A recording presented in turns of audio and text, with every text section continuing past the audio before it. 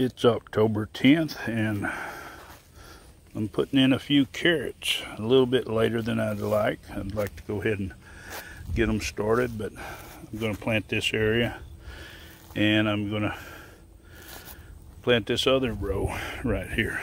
So let me get this finished and water it in. Okay, I did a little experiment here too while I'm planting these. This row over here I kind of somewhat covered. You don't want to plant carrots too deep. These rows I really didn't. I just watered them good. Some of the seeds are covered that way. Now what we're going to do is I've got this they call it double bubble insulation, or what all this. This is what they use on a lot of these metal buildings for to reflect some of the heat back up. But anyway, I had extra when they built my building 6-7 years ago, and I'm still using it. You can use boards. A lot of people they water it down good, put a board there, and then they'll come back and check it, make sure it's still moist, water it again. That keeps any rain from moving your seeds around, but also it keeps them moist so they can germinate. Now normally these things will germinate pretty quick, about 4 or 5 days, maybe 7 days, but they could take longer depending. So make sure, you know, it's going to depend on the ground temperature and everything like that. But using this board method, it's easy to sprout these in the summertime. You know, today it's going to be 90-something degrees. It's going to start cooling off though for the fall. But I have other carrots that I planted, and I planted them when it was up in the mid-90s or above. So, and they germinated fine. I like this material better because I can recycle it easy. I don't have to worry about termites coming in and eating it.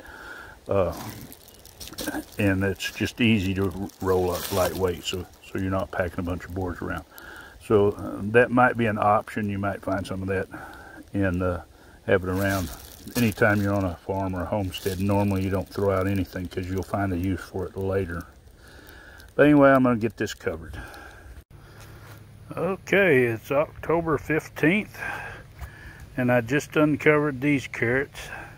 And as you can see, they are planted really thick. So I'm going to have to come in here and thin these out after they get a little bit bigger. But I want to show you can see where my cover, you know, I had this cover on here, and you can see right where the edge of it was, which I had just wide enough for this row to cover the rows. But you can see how moist it is up here. But you can see how dry it is at the edge, and that's why it's so important whenever you plant your carrots that you cover them with something so they'll stay moist. And I'll look back and see how many days and try to put that in the video till it was to this point, which it isn't very long. But I got a good stand here. And these other ones are a little bit slower. These are the Black Nebula. They are germinating, but they're a little bit slower, so I'm going to give them another day or two before I uncover them, but I'll water these in good now that I've uncovered. We have been getting a breeze. You can kind of see things moving a little bit.